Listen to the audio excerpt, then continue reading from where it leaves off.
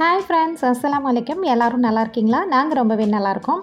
வாங்க இன்றைக்கி நம்ம சேனலில் சோயா வச்சு சோயா சுக்கா எப்படி ஈஸியாக செய்கிறது அப்படிங்கிறத பார்த்துடலாம். இது செய்கிறதுக்கு நான் வந்து ஸ்டவ் ஆன் பண்ணிவிட்டு தண்ணி வந்து நான் கொஞ்சம் கொதிக்க வச்சுருக்கேன். அதாவது நம்ம எவ்வளோ சோயா போடுறோமோ அது முங்குற அளவுக்கு தண்ணி. பாருங்கள், நான் இந்தளவுக்கு சோயா சேர்த்துருக்கேன். சேர்த்துட்டு இந்த சோயாவுக்கு மட்டும் தேவையான அளவு நம்ம உப்பு சேர்த்துக்கலாம். சேர்த்துட்டு ஒரு நிமிஷம் மட்டும் கொதிக்கட்டும். கொதி வந்த உடனே நம்ம இதை ஆஃப் பண்ணிவிட்டு ஒரு 10 நிமிஷத்துக்கு நம்ம இதை அப்படியே விட்டுறலாம். உங்களுக்கு சோயா வந்து நல்லா ஊறி வந்துடும்.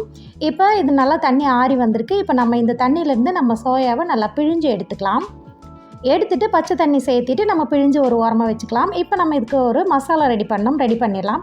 ஒரு மிக்ஸி ஜாரில் ஒரு 2-3 துண்டு பெரிய வெங்காயம் எடுத்துக்கோங்க. பெரிய வெங்காயம் இல்லைன்னா சின்ன வெங்காயம் ஒரு 5 பீஸ் சேர்த்துக்கோங்க.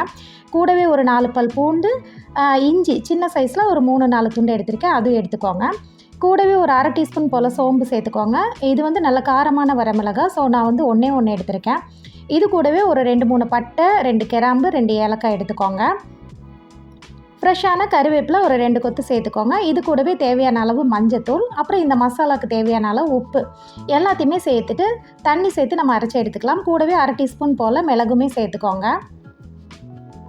இப்போ அதை ஒரு ஓரமாக வச்சுட்டு நம்ம ஒரு பேன் ஹீட் பண்ணிக்கலாம். ஹீட் பண்ணிவிட்டு ஒரு 3-4 டேபிள் ஸ்பூன் போல் ஆயில் ஆட் பண்ணிக்கோங்க. ஆயில் ஹீட் ஆன உடனே ஒரு பெரிய வெங்காயத்தை கட் பண்ணி வச்சுருக்கேன், அதை நம்ம உள்ளே சேர்த்துக்கலாம்.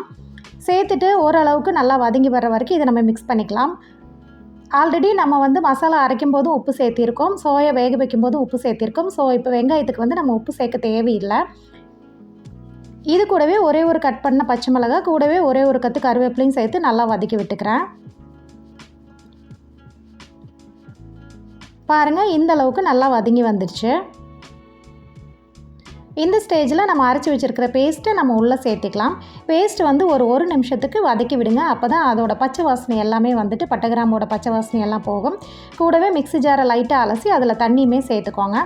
சேர்த்துட்டு நல்லா வதக்கி விட்டுருங்க. அந்த பச்சை வாசனை ஒரு 1-2 நிமிஷத்துலேயே உங்களுக்கு போயிடும். பச்சை வாசனை போன உடனே நம்ம ஆற வச்சுருக்கிற சோயாவை நம்ம இதுக்குள்ளே சேர்த்துக்கலாம். இந்த மாதிரி லைட்டாக மசாலாவில் தண்ணி இருக்கும்போதே நீங்கள் உள்ளே சேர்த்தி நல்லா மிக்ஸ் பண்ணி விடும்போது உங்களுக்கு சோயாவோட உள்ள வரைக்குமே அந்த மசாலா இறங்கி நல்லா உங்களுக்கு மசாலா பிடிச்சு வரும். சாப்பிடும்போது நல்லா டேஸ்ட்டாக இருக்கும். சப்போஸ் உங்களுக்கு டைம் இருந்ததுன்னா நல்லா ஆறி வந்த சோயாவை நீங்கள் கட் பண்ணி கூட எடுத்துக்கலாம். இல்லை, இதுக்கு பதில் நீங்கள் சின்ன சோயா கூட சேர்த்துக்கலாம்.